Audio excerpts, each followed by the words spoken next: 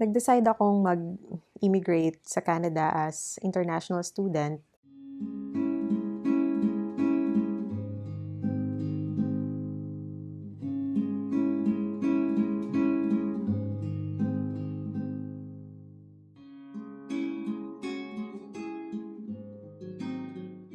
Ako si Katrina Travilla. Ako ay isang graduate student ng Memorial University. Dumating ako dito sa St. John's, Newfoundland noong August 23, 2023 at galing ng Pilipinas.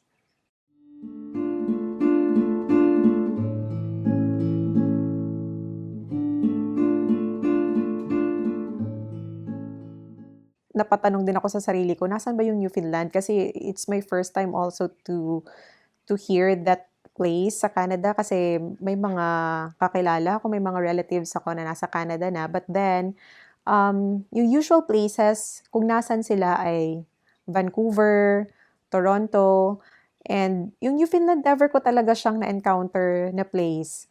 And nung na-search ko na nga siya, kilala sila sa pagiging friendly nila. So, parang yun din yung isa sa mga naging considerations ko na parang, ay, ang ganda pala ng lugar na 'to. Parang ang gandang i-explore kasi maliban nga do'n sa gusto ko rin nung sea vibe, um, andun din yung ano, eh, yung composition ng tao na nandito, like friendly nga sila kasi siyempre kahit sino namang aalis sa country nila, yung isang fear talaga ng bawat immigrant is yung parang possibility ng racism na mafe-feel mo given na outsider ka, eh, hindi ka taga do'n.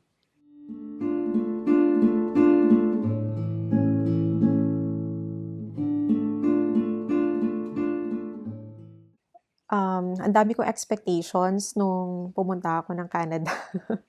Number one, hindi naman yung English yung first language namin. Even though, um, English yung medium of instruction since elementary, high school hanggang naging college. Pero siyempre iba yung everyday kausap mo kailangan mo ng mag-English. Minsan nga parang yung utak mo parang, yung language in Filipino pa din, but then the moment na magsalita ka na or mag-articulate ka na ng ideas mo, kailangan na translate mo na yung lahat in English. And, another expectation naman na puwede kong mai-share ay yung sa job opportunities. So, sa ngayon, part ako ng unemployed dito sa St. John's dahil hindi nga ako talaga pa nabigyan ng chance na magkaroon ng work. But hopefully, dun sa lahat ng mga in-applyan ko, sana naman may mag-reply at may mag-respond naman dun sa mga naging application ko.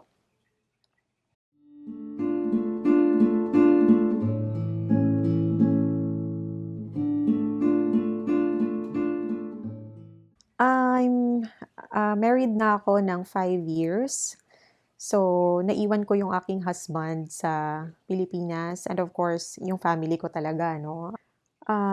Thankful naman ako kasi yung husband ko naman hindi naman siya like nagde-demand talaga ng oras from me.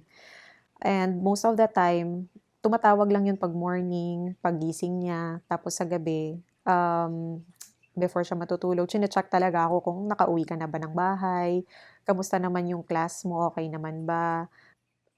Though sinasabi niya naman yun sa'kin through video or, voice call, pero minsan iba pa rin yung physically, andiyan lang sila, parang gano'n.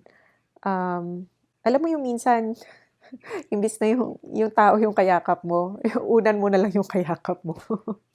So yun yung sad part, but then mutual decision naman kasi namin na pumunta ako dito and of course, hindi din namin kino-close yung door sa chance na what if may better opportunity for us dito.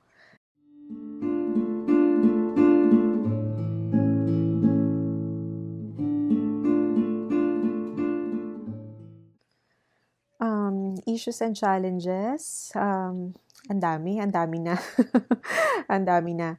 Um, baliktad na yung sitwasyon ko ngayon. Nung nasa Pilipinas ako, trabaho kong mag-abot nung food packs dun sa mga nasalanta ng baha, um, nasunugan.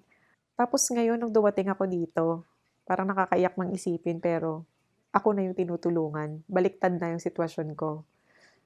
So, masakit, somehow masakit kasi, siyempre yun nga, ganun kabilis yung pag-flip nung story.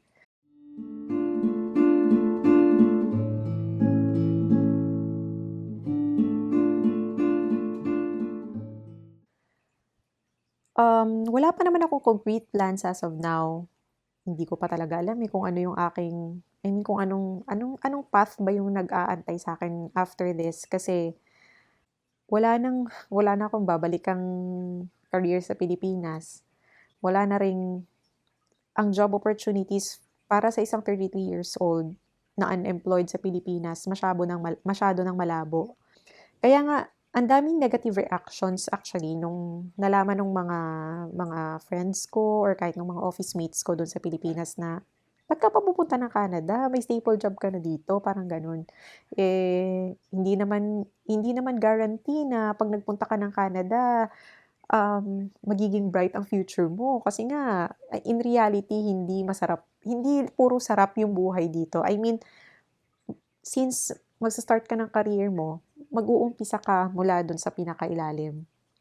Lahat ng na-achieve ko sa Pilipinas, experience, career, education, pagdating dito alam ko back to zero lahat.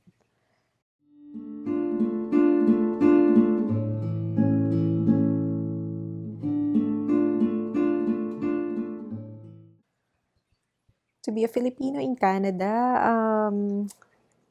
nakaka-proud kasi kung sila nga nakaya nila na mag-umpisa muli ng life nila dito.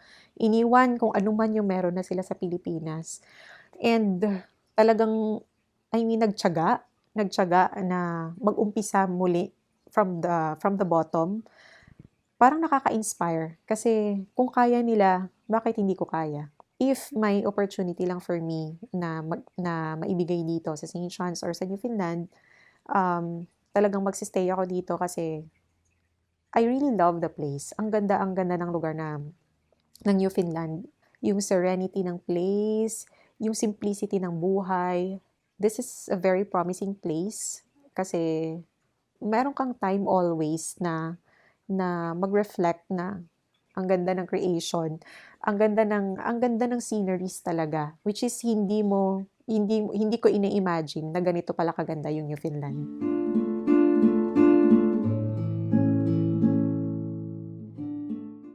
My only advice kung merong mang Filipino na gusto talagang mag-pursue ng may it be studies or immigration talaga yung yung target or yung goal na pumunta dito ng Canada is that kailangang maging ready lang talaga. Ready in terms of financial, emotional, pangalanan na natin lahat, emotional, mental, psychological. Ang struggle talaga is paano mo malalabanan yung sarili mo. Kasi at the end of the day, yung kalaban mo yung self mo. So, pero 'pag na-convince mo yung sarili mo na kaya mo 'to physically, mentally, kailangan mo 'to I mean, prepared ka psychologically.